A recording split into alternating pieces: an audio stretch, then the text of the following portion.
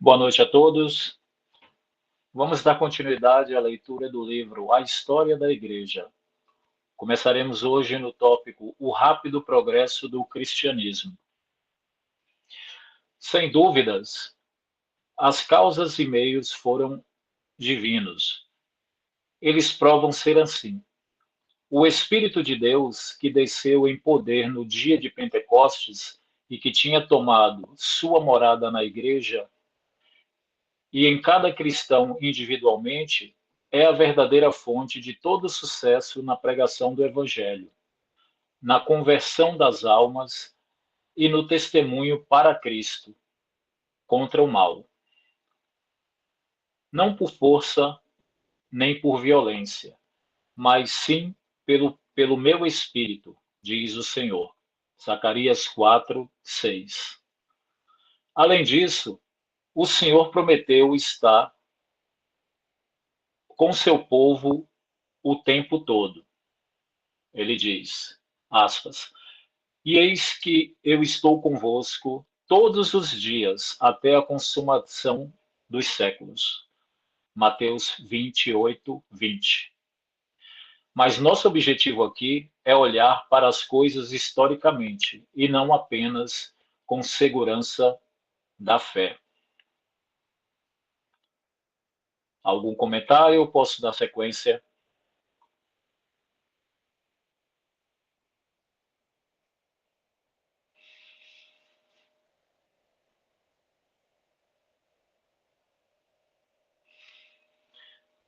Bom, vamos seguir. Uma das grandes causas da rápida propagação do cristianismo é sua perfeita adaptação ao homem em qualquer idade, em qualquer país e em qualquer condição. Ele aborda todos como perdidos e supõe uma falta em todos. Assim, ele se adapta ao judeu, ao gentil, ao rei e ao súdito, aos sacerdotes e ao povo, ao rico e ao pobre, ao jovem e ao velho, ao erudito e ao ignorante, ao moral e ao saber.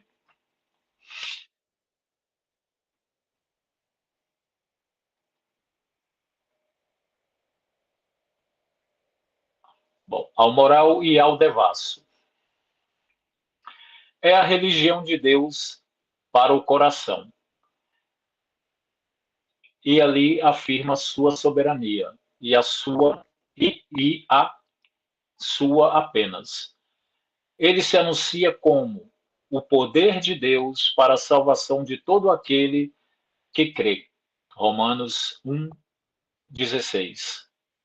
Ele propõe levantar o homem das profundezas mais profundas de degradação para as alturas mais elevadas da glória eterna. Quem é capaz de estimar, apesar de todo preconceito, o efeito da proclamação de tal evangelho a pagãos miseráveis e ignorantes? Milhares, milhões, cansados de uma religião sem valor e desgastada, responderam à voz celestial. Foram reunidos em torno do nome de Jesus. Tomaram com alegria o espólio de seus bens e estavam prontos para sofrer por amor a ele. O amor reinava na nova religião e o ódio na antiga.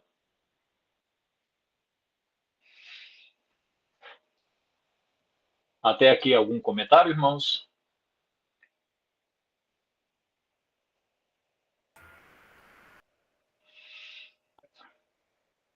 A confirmação e manutenção de todas as relações terrenas que estivessem de acordo com Deus é outro motivo para a aceitação do evangelho entre os pagãos. Cada um era exortado a permanecer em seus relacionamentos e a procurar glorificar a Deus neles. As bênçãos do cristianismo para as esposas, filhos e servos são indescritíveis. Seu amor, felicidade e conforto eram um espanto para os pagãos e uma novidade entre eles. Ainda assim, tudo era natural e ordenado. Um cristão que dizem ter vivido nessa época, no início do segundo século, descreve assim seus contemporâneos. Os cristãos não são separados dos outros homens pelo lugar onde moram, por língua ou por costumes. Eles não moram em lugar especial na cidade. Eles não usam uma linguagem diferente ou assumem um estilo de vida extravagante. Eles habitam nas cidades dos gregos e dos bárbaros. E, embora se adaptem aos costumes da região, no que diz respeito ao modo de vestir, à comida e a outras coisas que pertencem à vida exterior, eles ainda assim mostram uma conduta peculiar que é maravilhosa e marcante para todos. Eles obedecem às leis existentes e superam a lei de forma ou pela a lei pela forma com que vivem.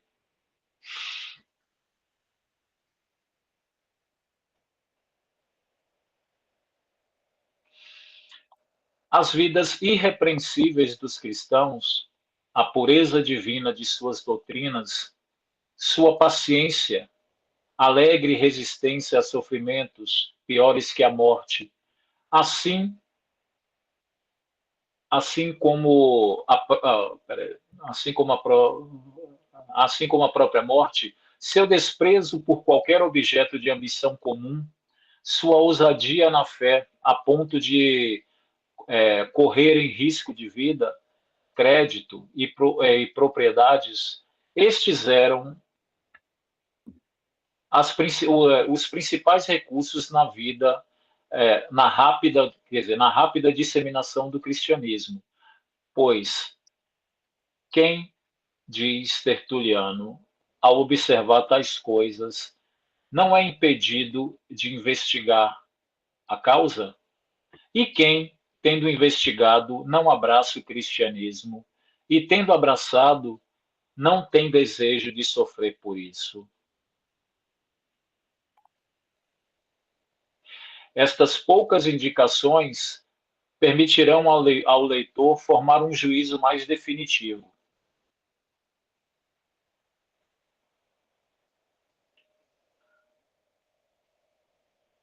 quanto. Bem, aquele é também o subtítulo, o Roma e seus governantes. Pode subir. Essas poucas.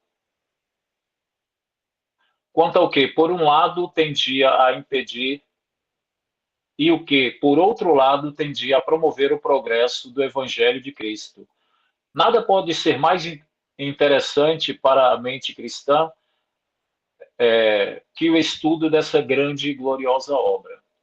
Os obreiros do Senhor, em sua maioria, eram homens simples e iletrados. Eram pobres, sem amigos e destituídos de toda ajuda humana. E ainda assim, em pouco tempo, persuadiram uma grande parte da humanidade a abandonar a religião de seus ancestrais e a abraçar uma nova religião que é oposta às disposições naturais dos homens, aos prazeres do mundo e aos estabelecidos costumes das eras.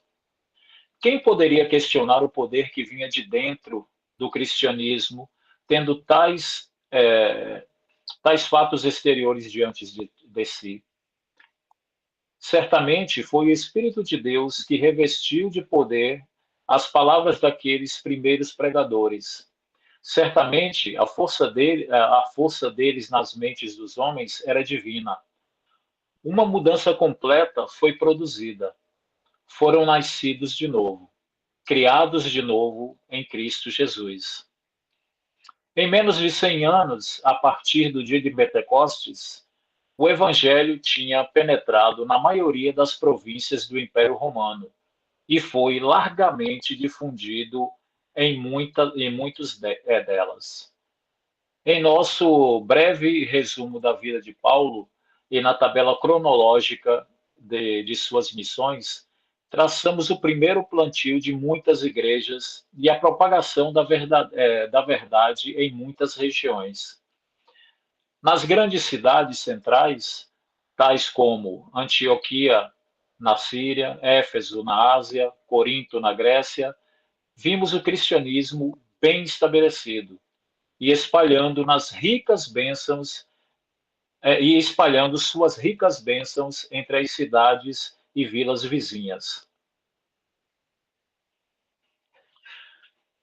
Também aprendemos na antiguidade eclesiástica, também aprendemos da antiguidade eclesiástica que Cartago era para a África o mesmo que essas cidades eram para a Síria, Ásia e Grécia. Quando Escápula, o presidente de Cartago, ameaçou os cristãos com tratamento severo e cruel, Tertuliano, em seus veementes apelos, tentou fazê-lo refletir.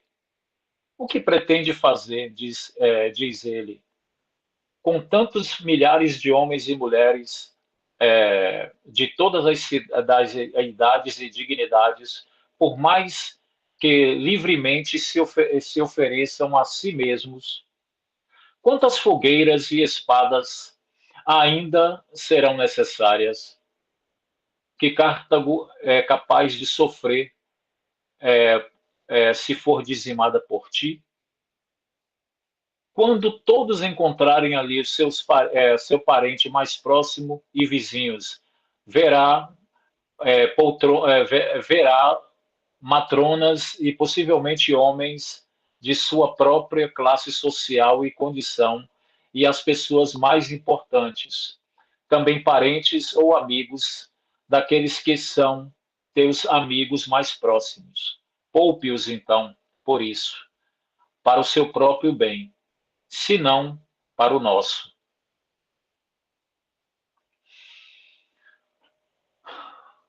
Vamos agora continuar a narrativa dos eventos, e o próximo na ordem a ser relacionado é o martírio de Inácio.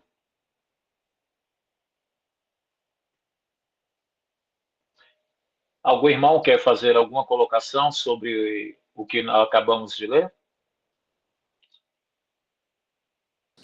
Só rapidinho, o irmão está lendo aí, né, a expansão, né, dessa mensagem do Evangelho, né, a Boa Nova, né, ganhando terreno, né, e sendo difundida pelos apóstolos ali, os profetas, no princípio, escolhido pelo Senhor.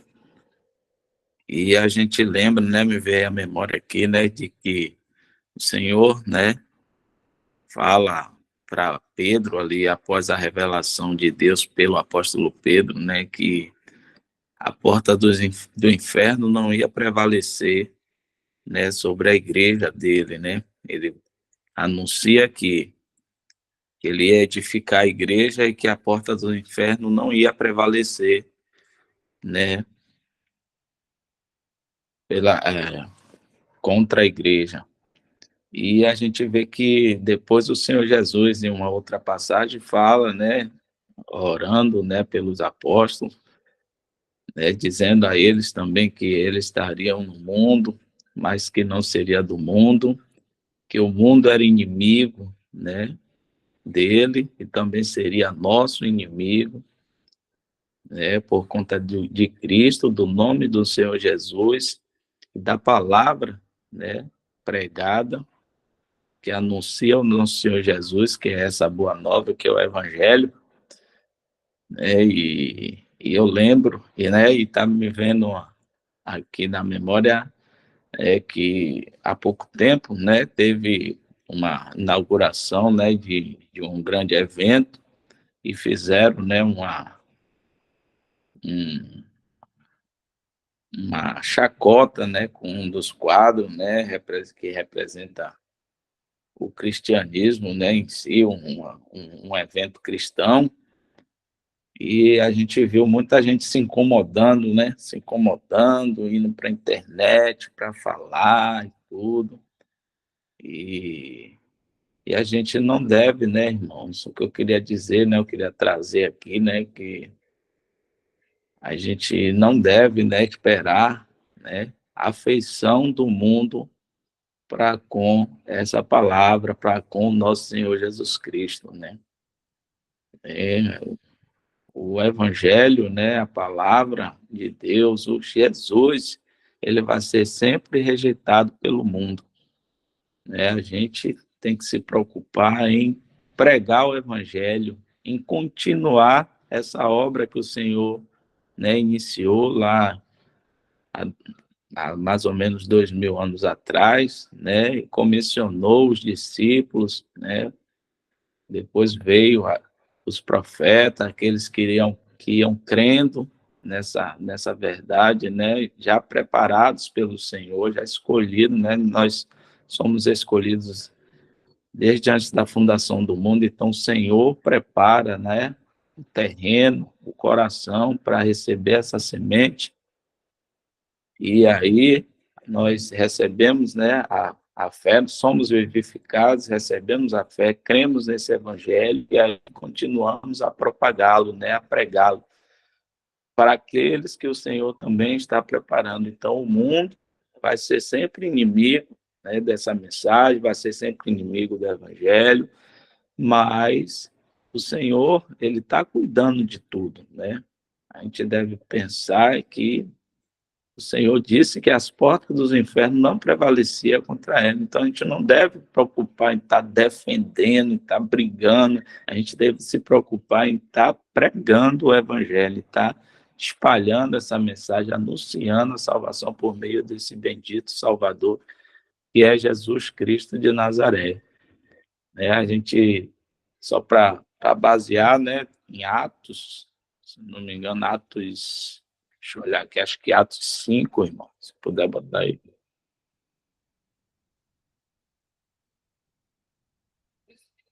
Atos 5,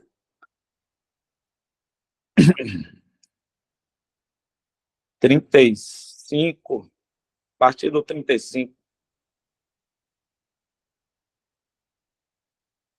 35, né, aqui é um interrogatório, né, e aí os principais dos sacerdotes, né, tá combatendo, né, contra aqueles que estão pregando esse evangelho, que está anunciando a Jesus Cristo, né? E vai dizer assim: e disse-lhes, varões israelitas, acautelai-vos a respeito do que haveis de fazer a estes homens, porque antes destes, antes destes dias levantou-se Teudas, dizendo ser alguém.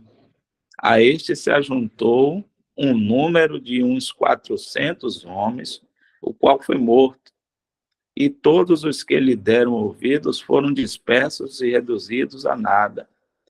Depois deste, levantou-se Judas, o galileu, nos dias dos alistamentos, e levou muito povo após si, mas também este pereceu, e todos os que lhe deram ouvidos foram dispersos.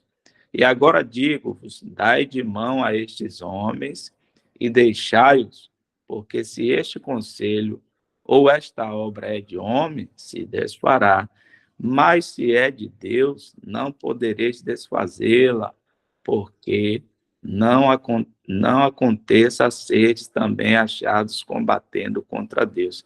Então, aqueles que estão combatendo contra o Evangelho, contra Cristo, contra a mensagem, estão combatendo contra Deus. Então, Deus, né, cuidará dessas pessoas, né, no momento, na hora certa que Ele achar que deve cuidar.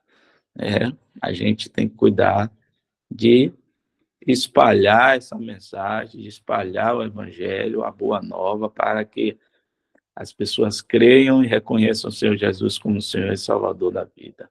Só tem.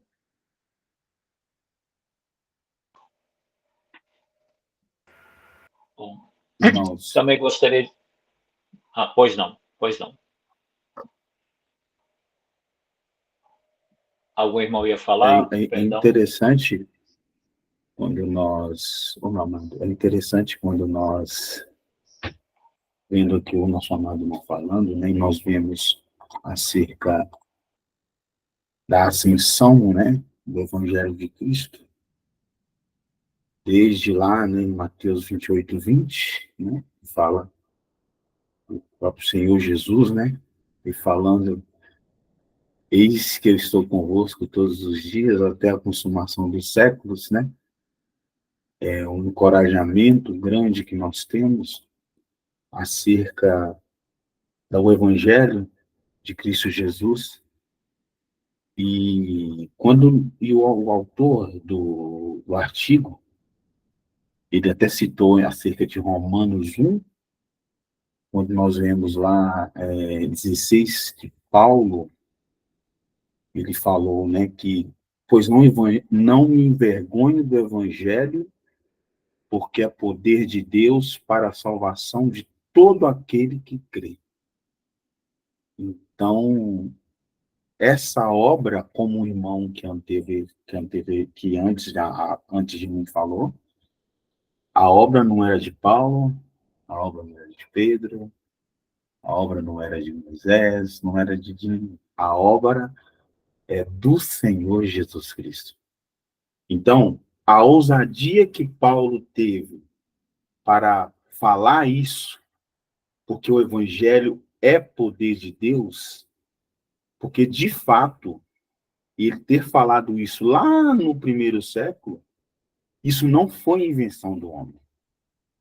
Veio de Deus para salvar as almas pecadoras, né? E a salvação, de fato, ela só vai ser exposta, ela só vai ser abrangente àqueles que crê na obra do Senhor Jesus Cristo, né?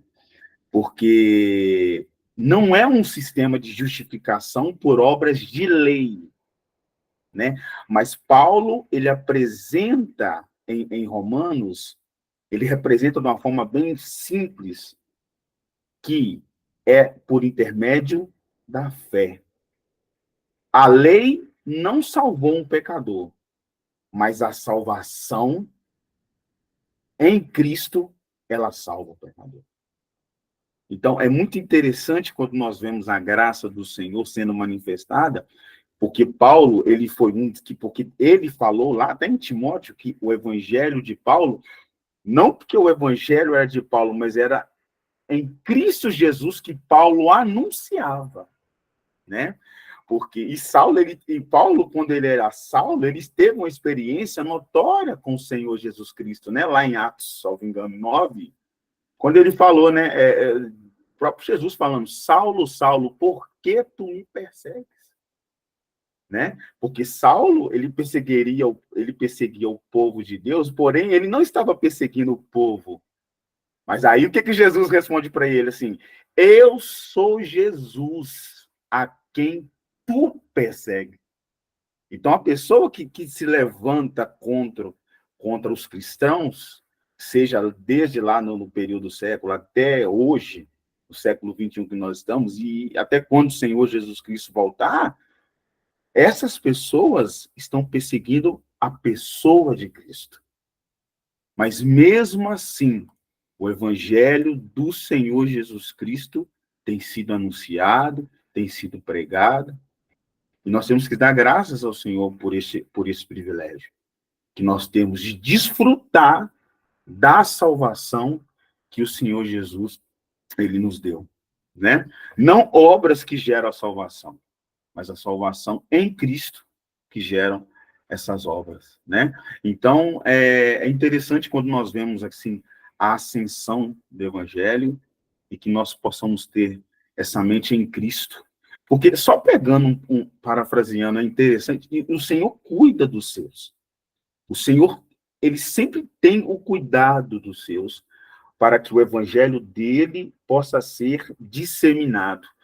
Eu só vou puxar uma coisinha aqui, que ontem a gente nós prestamos atenção, lá em Levítico 11, né, acerca do dever dos sacerdotes, relacionando às leis das limpezas, né, aquilo que os animais que poderiam ser comidos, os que eram puros para os que eram impuros. Então, o dever dos sacerdotes, né, naquele período era Moisés e Arão, a responsabilidade dele era observar aquilo que é santo, profano, limpo, imundo, conforme fala em Levítico 10. A santidade de Deus ali no Velho Testamento estava relacionada, muitas das vezes, à limpeza corporal, à limpeza da vida da pessoa. Que isso automaticamente se transfigurou a partir do momento da dispensação, a partir do momento que Cristo veio aqui. Então, nós temos que nos purificar e nos limpar. Paulo também ele cita isso para a igreja. Aí ele fala isso lá em 2 Timóteo 2, nós também vemos, quando Paulo fala acerca da iniquidade, acerca da santificação e acerca da purificação. Essa também era uma forma, e é uma forma onde que o Senhor, ele limpa o seu povo, ele limpa a sua igreja, né? Ele limpa aqueles que creem no Senhor. Primeiro, apesar que 1 e 2 Timóteo existe uma diferença, irmão, só para parafrasear, que 1 Timóteo está falando sobre casa, assembleia, e 2 Timóteo fala da grande casa, acerca da ruína, acerca da cristandade, né? Acerca do que virou essa grande casa. Paulo encoraja Timóteo nesse intuito diretamente acerca de duas situações: acerca da santificação, que representa a separação, né? Acerca dele ter apartado da grande casa, né? Para que ele possa estar fazendo de fato a vontade do Senhor Jesus Cristo dentro do ministério que lhe era proposto. E segundo, acerca da purificação. E a purificação está relacionado diretamente acerca da limpeza da alma, a limpeza. E esta limpeza, ela é diária. Essa limpeza, ela é um exercício diário que os cristãos fazem no nosso dia a dia. Para que, aí sim, linkando isso acerca do evangelho, para que aí sim nós possamos falar de Cristo para este mundo.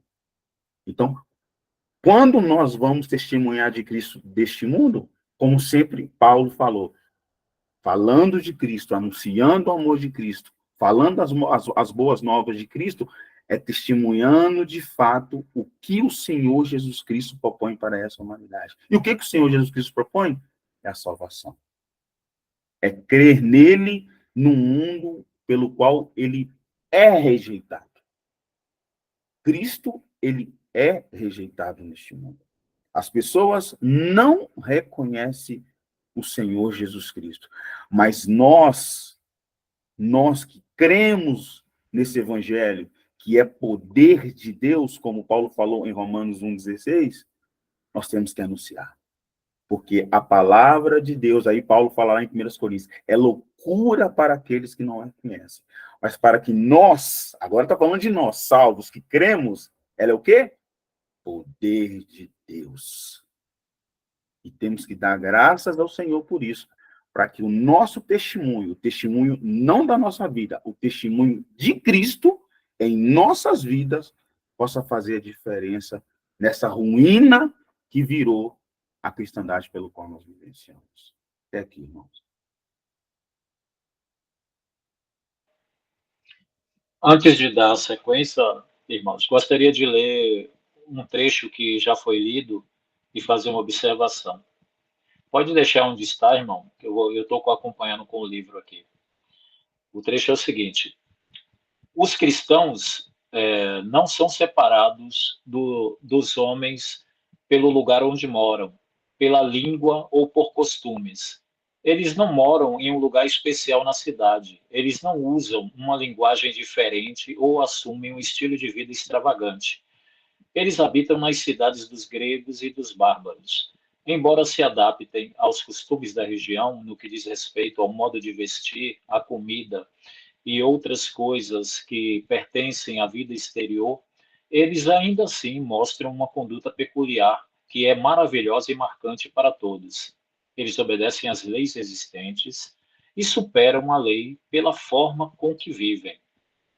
As vidas irrepreensíveis dos cristãos, a pureza divina de suas doutrinas, sua paciência, alegre resistência a sofrimentos piores que a morte, assim como a própria morte, seu desprezo por qualquer objeto de ambição comum, sua ousadia na fé, a ponto de correr em risco de vida, crédito e propriedades, estes eram os principais recursos na vida, na rápida disseminação do cristianismo.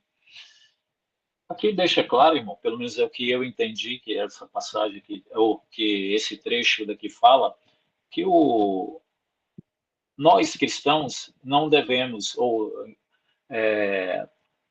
andar por aí dizendo aos quatro cantos, eu sou cristão, eu sou isso, eu sou aquilo, a gente vê muito, principalmente quem está na cristandade, vai para a praia de paletó e gravata para mostrar que é cristão, ou seja, quer mostrar que é através da forma de falar ou simplesmente da forma de se vestir, quando na verdade o que nós devemos mostrar, onde quer que estejamos, que somos pelas nossas atitudes, ou seja, se você está num meio onde todo mundo desrespeita as leis e você sabe que você, sendo cristão, ou sendo um cidadão, mas, sobretudo, sendo cristão, você tem que respeitar as leis, respeite. Mesmo que todos estejam fazendo diferente, você tem que ser realmente o sal. Você tem que mostrar que, por ser cristão, você procura agir da forma correta em toda e qualquer situação. Assim como, não me recordo a passagem, mas que diz que a esposa, tendo um marido que é incrédulo, tem que ganhar o seu marido com o seu comportamento. Ou seja, você vai pregar sem utilizar palavras. A sua conduta vai mostrar quem você é, a quem você serve. Ok, irmãos? Até aqui. Agora vamos dar continuidade. Se depois algum irmão quiser fazer alguma observação ou correção sobre o que eu acabei de falar, fique à vontade. Bom, o martírio de Inácio. Não há nenhum fato do início da história da Igreja mais sagradamente preservado que o martírio de Inácio, o bispo da Antioquia.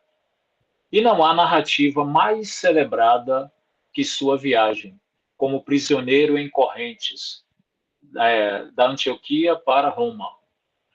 De acordo com a opinião geral dos historiadores, o imperador Trajano, em seu caminho para a guerra da pátria no ano 107, visitou Antioquia. Por que causa é difícil dizer, mas aparentemente os cristãos foram ameaçados de perseguição por suas ordens. Inácio, portanto, preocupado pela igreja em Antioquia, desejou ser introduzido à presença de Trajano. Seu grande objetivo era prevenir, se possível, a perseguição ameaçada. Com esse objetivo em vista, ele apresentou ao imperador o verdadeiro caráter e condição dos cristãos e se ofereceu a si mesmo para sofrer no lugar deles. Os detalhes da marcante entrevista são dados em muitos relatos sobre a história da Igreja, mas existe um certo ar de suspeita sobre eles que nos absteremos de inserir aqui. De qualquer modo, a história acabou na condenação de Inácio. Ele foi sentenciado pelo imperador a ser levado a Roma e lançado às feras selvagens para o entretenimento do povo. Ele recebeu a cruel sentença sem reclamar, e de bom grado submeteu-se às cadeias, crendo ser assim, por sua fé em Cristo, como um sacrifício pelos santos, e como um sacrifício pelos santos.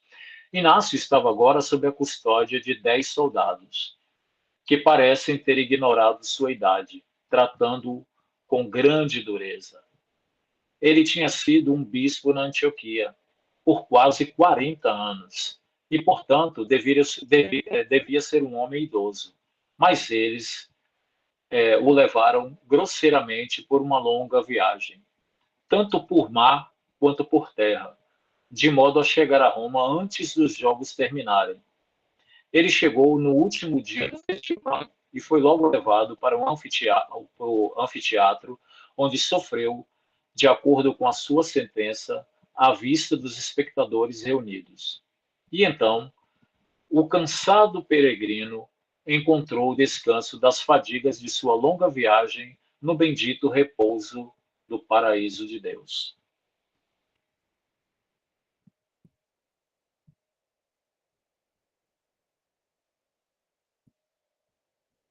Algum comentário, irmãos? Fiquem à vontade.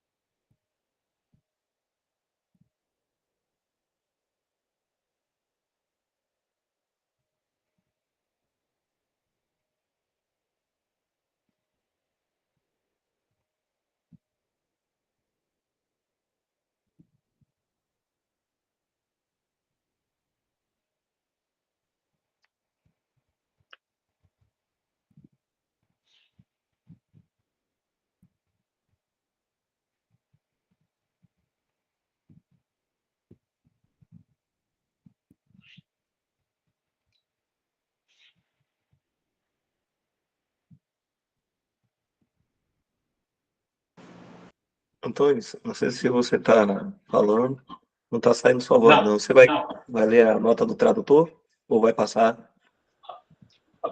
é interessante ler? Posso ler, sim. Bom, É bom ver aí o que o irmão está falando aí. ok. N do T, com exceção das próprias escrituras. N do T. Bispo significa supervisor ou ancião de uma assembleia, igreja. Só um momento aí que teve alguma coisa aqui. Peraí.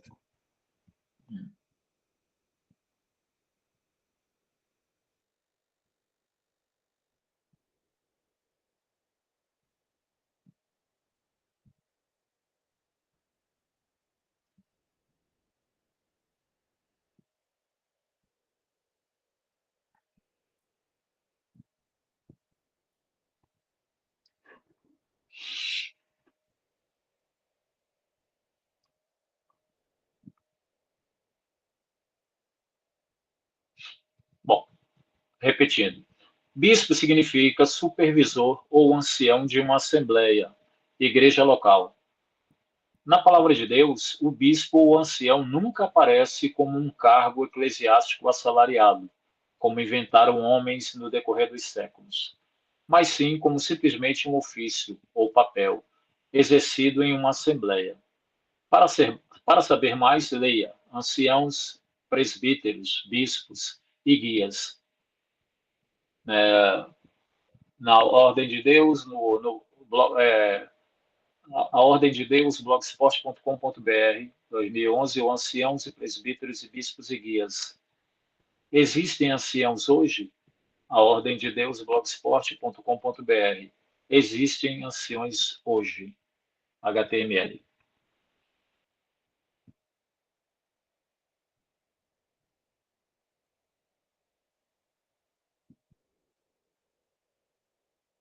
Posso dar sequência?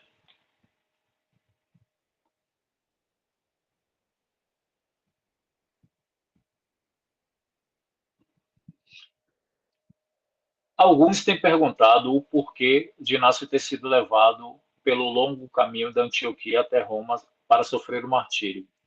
A resposta só pode ser a resposta só pode ser conjectura.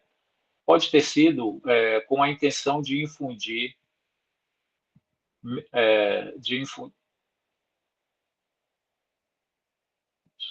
infundir medo aos outros cristãos, pelo espetáculo de alguém tão eminente e tão conhecido ser levado em correntes a uma morte terrível e degradante. Mas se esta foi a expectativa do imperador, ele deve ter ficado inteiramente desapontado. O martírio de Inácio teve justamente o efeito oposto. Notícias sobre sua sentença e sobre a sua rota se disseminaram amplamente e representantes das igrejas das proximidades foram enviados para encontrá-lo em pontos convenientes durante a viagem. Ele foi, então, saudado e encorajado com calorosas felicitações de seus irmãos, e eles, em troca, se alegraram ao ver o venerável bispo e em receber sua bênção de despedida. Muitos dos santos se sentiriam encorajados a enfrentar e até mesmo a desejar uma morte de Marte e uma coroa de Marte. Dentre os que encontraram pelo caminho estavam Policarpo, bispo de Esmirna, que, assim como Inácio, tinha sido discípulo do apóstolo João, e estava também destinado a ser um mártir pelo Evangelho. Mas, além desses encontros pessoais, dizem que ele escreveu 7 cartas durante essa viagem, que foram preservadas pela providência divina e chegaram até nós. Sempre houve grande interesse e ainda há nessas cartas.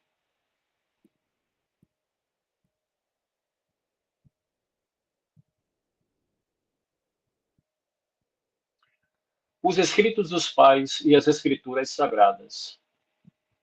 Mas, embora Inácio possa ser digno de honra como um homem santo de Deus e como um nobre mártir de Cristo, devemos nos lembrar que suas cartas não são a palavra de Deus. Que isso fique claro.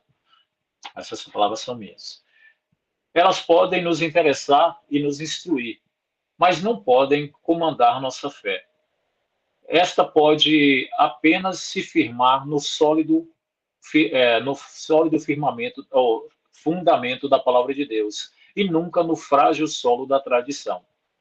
As escrituras permanecem à parte, disse alguém, em majestoso isolamento, preeminente em instrução, e separado por uma excelência inigualável de tudo que foi escrito pelos pais apostólicos. De modo que esses que seguiram de perto os apóstolos nos deixaram escritos que são mais para nossa advertência do que para nossa edificação. Ao mesmo tempo, esses primeiros escritores cristãos têm todo o direito ao respeito e veneração com os quais a antiguidade os investiu. Eles eram contemporâneos dos apóstolos. Eles desfrutaram do privilégio de ouvir seus ensinos, compartilhavam com eles os labores do Evangelho e conversaram livremente com eles no dia a dia. Paulo fala de um Clemente, um que é conhecido como pai apostólico. Pode subir mais um. Como um de seus cooperadores, cujos nomes estão no livro da vida. E o que diz de Timóteo, e o que ele diz de Timóteo pode ter sido, pelo menos em parte, verdade para muitos outros. Tu, porém, tens seguido a minha doutrina, modo de viver, intenção, fé, longanimidade, amor, paciência, perseguições e aflições. Filipenses 4, 3 e 2 Timóteo 3, 10 a 11.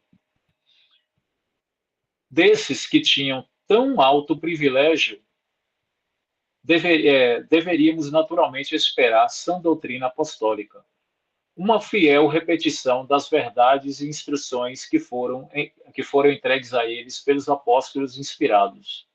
Mas, infelizmente, este não é o caso. Inácio foi um dos primeiros pais apostólicos.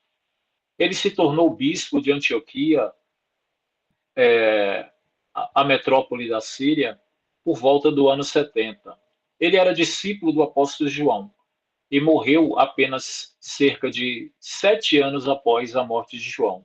Certamente, de alguém assim, poderíamos esperar uma estreita semelhança com os ensinos do apóstolo, mas isso não acontece. As afirmações definitivas e absolutas das Escrituras, vindas diretamente de Deus para a alma, são muito diferentes dos escritos de Inácio e de todos os pais. Nosso único guia seguro, certo, é a palavra de Deus. Quão conveniente, então, quão conveniente, então, é a palavra na primeira epístola de João, que diz: portanto, o que desde o princípio ouviste, permaneça em vós. Se em vós permanecer o que desde o princípio ouvistes, também permanecereis no Filho e no Pai. 1 João 2, 24. Esta passagem, evidentemente, se refere mais especialmente à pessoa de Cristo e consequentemente, às Escrituras do Novo Testamento, nas quais temos a revelação do Pai no Filho, feito conhecido a nós pelo Espírito Santo.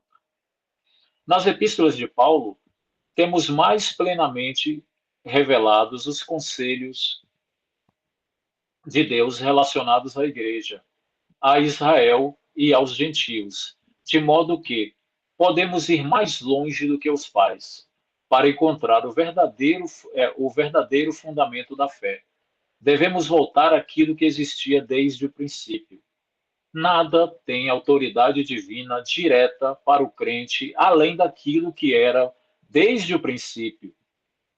Isto, por si só, assegura que continuemos no Filho e no Pai. As epístolas de Inácio têm sido muito estimadas pelos episcopais como a principal autoridade no sistema da igreja inglesa. Igreja inglesa, certamente aqui no rodapé, certamente para muitas outras seitas cristãs. E essa é a nossa desculpa para se referir tanto a este pai. Nota do escritor. O escritor deste livro vivia na Inglaterra no século XIX. Quase todos os fundamentos do anglicanismo em favor do episcopado vêm de suas cartas. Ele bate tanto na tecla da submissão à autoridade episcopal e tanto a exalta que muitos têm sido induzidos a questionar completamente sua autenticidade. E outros têm suposto que essas cartas devem ter sido bastante alteradas para servir aos interesses do clero.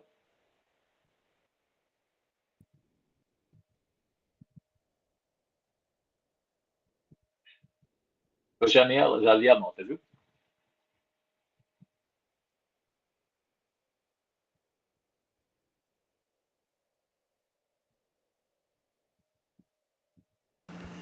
São 9h35. A gente 37. poderia já. 37. A gente poderia dar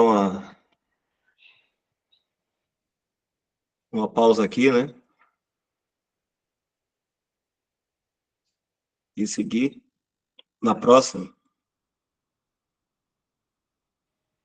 Na segunda-feira, então, não? Isso, segunda-feira. Ok.